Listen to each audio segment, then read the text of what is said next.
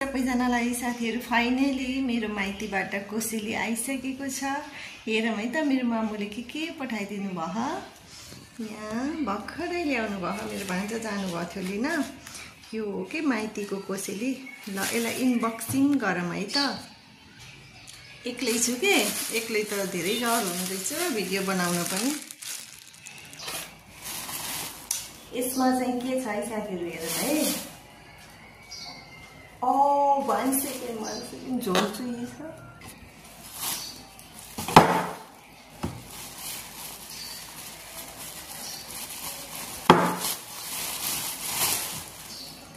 के हो गाइस, यो लुक एट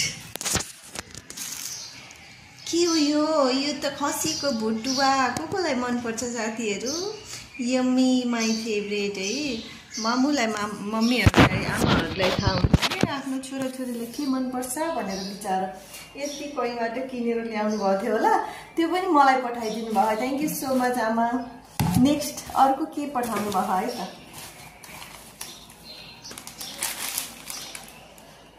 क्यान्डी मिठाई पठाइदिनु भयो।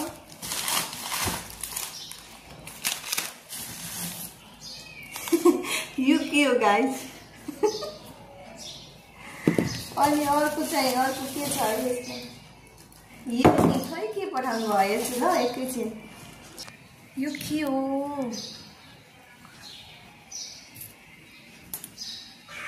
यो के हो गाइस? तपाईहरुलाई थाहा? यसको नाम भन्नु होला है। यो फ्राई थारू परिकार हो, थारूहरूले खान्छन्। यसमा सानो चामलको पिठो ढिक्री, जसलाई हामीले ढिक्री भन्छौं, सानो ढिक्री बनाएर दूधमा हालेर पकाएको छ।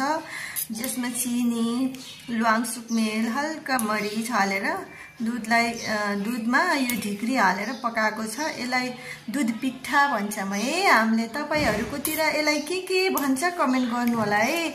अनि कसको फेभरेट हो दूध पिठा मेन्सन गर्नु होला। यो चाहिँ आज मेरो मामुले पठाइदिनु भएको, मेरो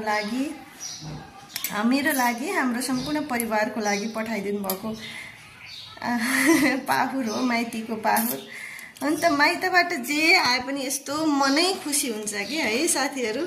मलाई फेरि एकदमै मन पर्ने के खसीको बुटुवा। अनि त्यसपछि यो दूधमा त्यो ढिक्री सानो ढिक्री हालेर पकाएको दूध पिठा बेसरी मन पर्छ। सो त्यसैले मेरो मम्मीले, मेरो आमाले पठाइदिनु भयो मेरो लागि। हस्, थ्यांक यू।